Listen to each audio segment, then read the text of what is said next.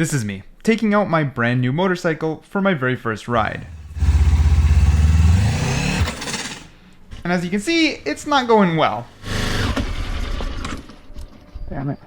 But the real question is, can I go from consistently stalling, being nervous, to hitting the open road and enjoying the ride? Well, I plan to tell you that journey starting with delivery day. Excited? Yes, nervous and excited. What a day though, huh? Like, what is this? What is this? You know, you just get to sit in the garage and like turn it on. You're like, I'm so mad. Yeah, that's It's like, really important to figure out how to brake Yeah. and stuff like that properly. yep. I know these things have ABS, but if you The very day it was delivered, it was pouring. Absolutely pouring. So I'm not going to be taking this thing out anywhere at all. And its very first start of its entire life is in the pouring rain. I mean, it does look pretty cool at least, but there we go.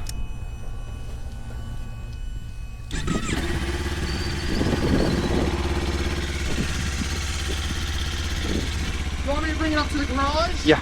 Yeah, especially because it's wet. Yeah, I was too worried to drive it into my own garage, but with that being said, the Ninja 500 SE was officially mine. Holy. That feels surreal, to be honest. And before he left, he walked me through the bike so I know everything I need to know about it, which was awesome. Again, thank you. Really appreciate it. And good luck with the rest of your deliveries. And now it was with me. For a little bit of backstory, I completed my MSF. I never rode a motorcycle before, so it's just whatever I learned on the 2-day course. And then a break until I was able to purchase and get the motorcycle.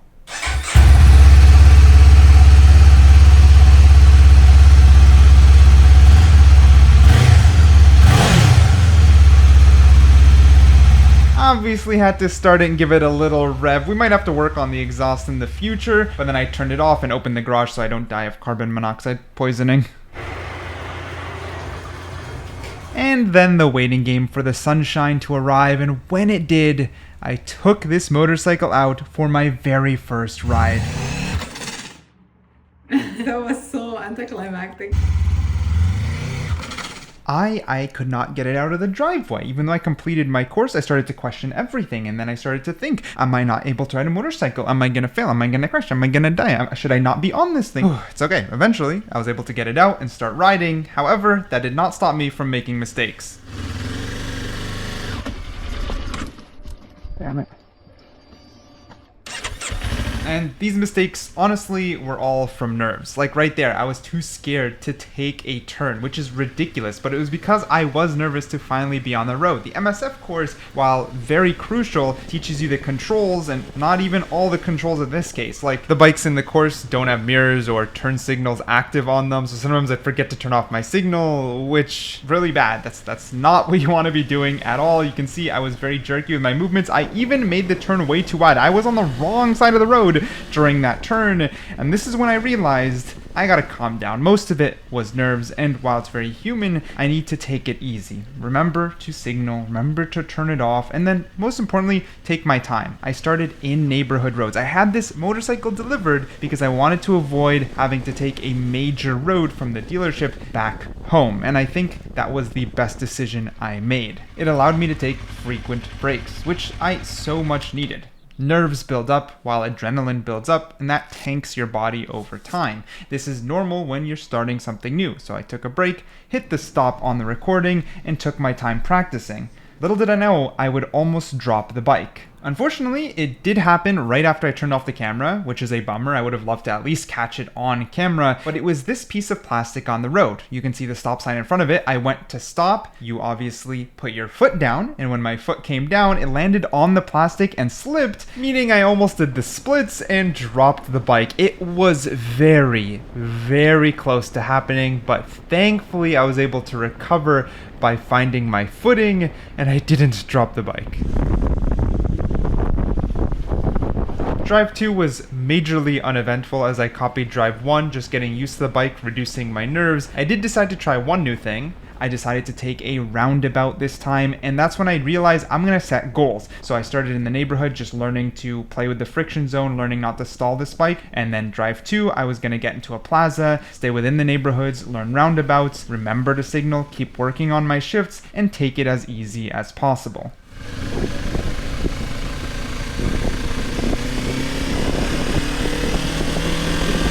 And you can see a lot of jerkiness in my movement, especially my shifts or taking the roundabout in first gear with a lot of engine braking fighting back made it very unsmooth. Like I'm taking it very slowly, which isn't always a good idea. Now, entering a plaza, a lot more is going on. You have to be a lot more aware, and it's good for practicing like low speed moving, right? Like you're stopping a lot, you're moving a lot, you're using the controls a lot, and it's good for understanding the bike. And that's sort of why I decided I wanted to go into a plaza, and I personally didn't struggle too much. I think the low speed felt okay, while I still have a lot to learn on this bike. A lot of the MSF course, right, is just in the lot, and you're doing stuff at low speed in the friction zone, etc. So I guess you could say I felt at home.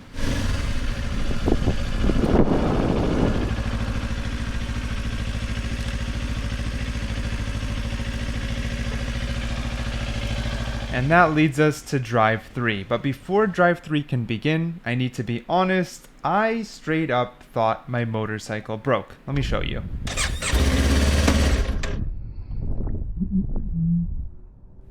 Wait, I turned on the bike, I shifted into first, and the power died immediately. And I started to get a little bit scared and confused.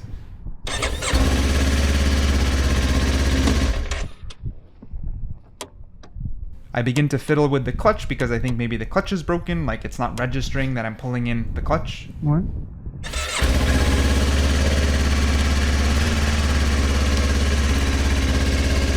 And at this point I feel I'm cooked, so I decide to ask my neighbor who owns a motorcycle what's happening. Can I ask you something? Yeah, 100%. So I'm a new rider. Okay. I just bought this bike. Okay. And I rode it a couple of days. Everything was fine, but did it just break? What's the issue you're having? When I switched to first, even with the clutch and it's just turning off. Stalls. Use your kickstand. That's the number one thing that riders always forget. It's basically a safety. It's not gonna let you. That's amazing, actually. I didn't know. Yeah. I thought I was going crazy. I was just like, no way, this broke. I heard it stall already. once, and I was like, I wonder what's going on. Oh Yeah, my- it's just your kickstand. Okay. This is your first year riding? This is my third ride ever right now, yeah. Okay. Once you're comfortable, if you want to go for a ride together, just let me know. I would love to. How long have you been riding? Like 11 years. Oh, okay. I can learn a thing or two then. I can learn a thing or two. Dude, I actually thought my bike was broken in the moment, and it was the first time I ever talked to my neighbor, so I was embarrassed, to say the least. I was embarrassed, but he was chill about it, even offered to ride together, which is super cool. With that being said, the next drive, which is drive 3, was to just get onto the main road, get into traffic. Hopefully now I won't stall since I had a little bit of time to get used to the bike, and I started with this left turn.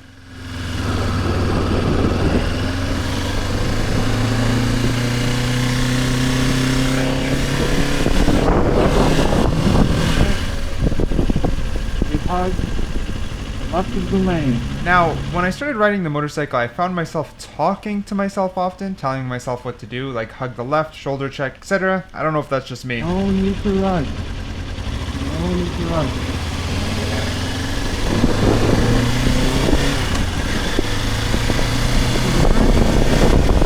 And this is when your brain becomes full active on thinking of every possible situation. Is someone not gonna see me? Is someone gonna change into my lane? Like, you have to be so much more proactive, and I felt that. I felt that right in this very first ride on the main road, when I have to keep up with traffic while sometimes I'm still going below the speed limit because I get a little bit scared. That's not good, right? I have to brake ahead of time just to make simple right turns and understand the motorcycle as I learn it. So much more things to keep in mind, and you feel it. It can take a toll when you're new. Like I said, it builds that adrenaline. Your mind is overworking. You can feel a little bit tired, but that's normal. Look ahead. Just reminding myself, look ahead, all these simple things to drill into my own brain, because obviously the motorcycle will go where you're looking. As everyone knows, infamous target fixation can be disasterful. So, main road, and another thing was to go to a gas station, fill up gas. I was still okay on gas, but I wanted to get used to it and learn ahead of time, so my very first gas station, and I mean, that's pretty straightforward.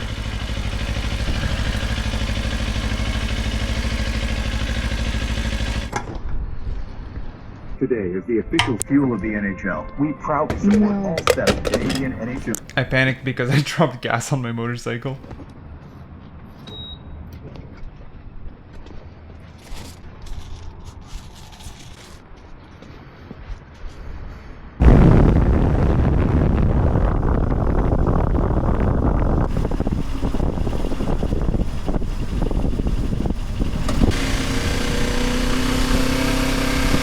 you know, taking that roundabout, I was thinking, should I put a slip-on exhaust on this bike?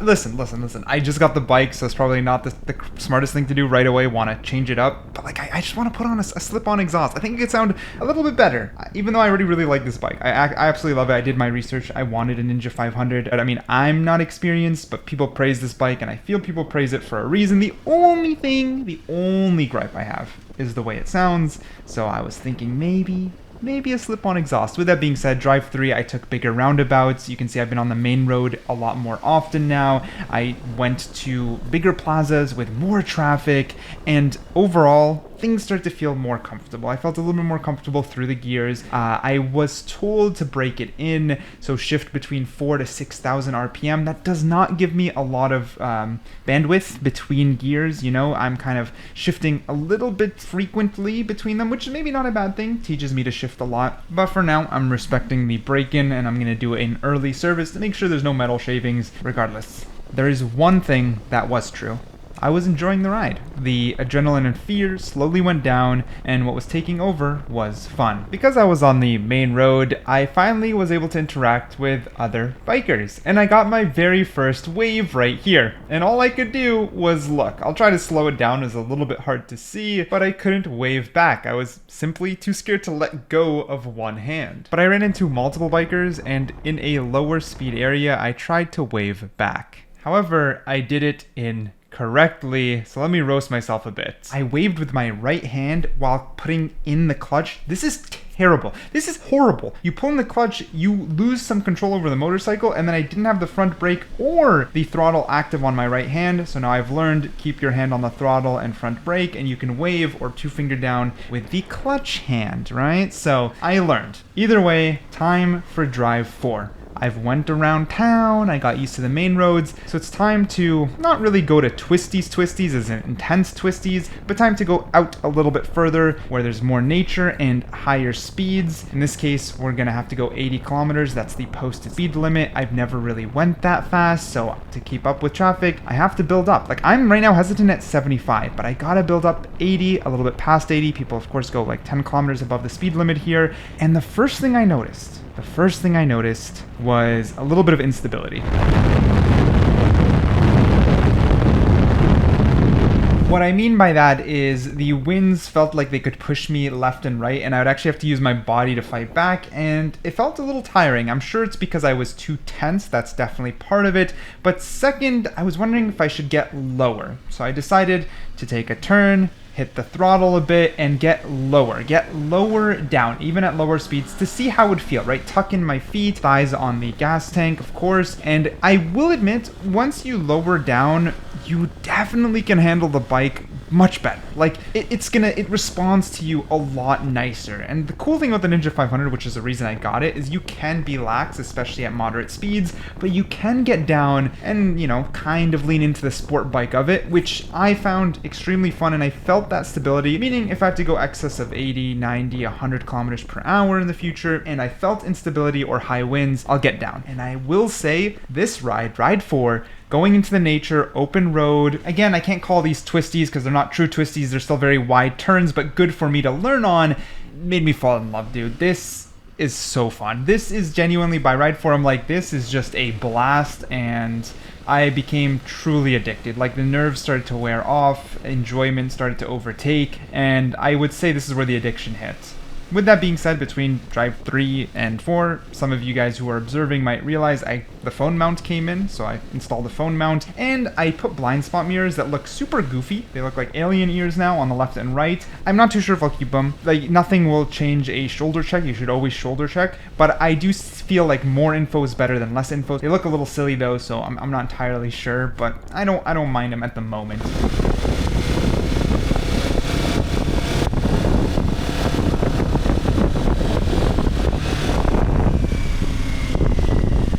I will say I can't wait for the break-in to be over, just so I can rev it out more and understand the bike more. I think it'll shift a little smoother at higher RPMs if I'm not mistaken.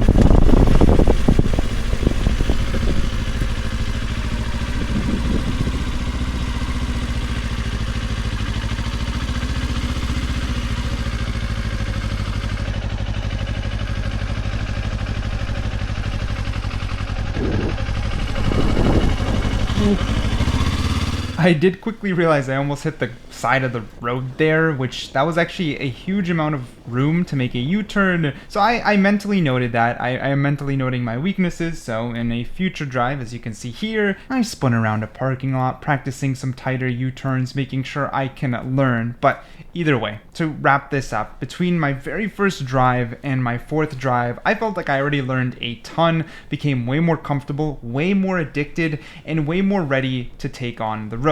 And I think what makes this so fun is riding is a journey that you're going to keep learning, and there's so much more to master, but at the same time you always feel so present and alive, and it's very different than taking the road with any other type of vehicle. You are just out there. It's just you and the road, and you feel so connected. The very first ride was all nerves, fear, and even questioning, like, what am I doing? And by the fourth ride, I was addicted. All the adrenaline remained, but the fear turned to fun.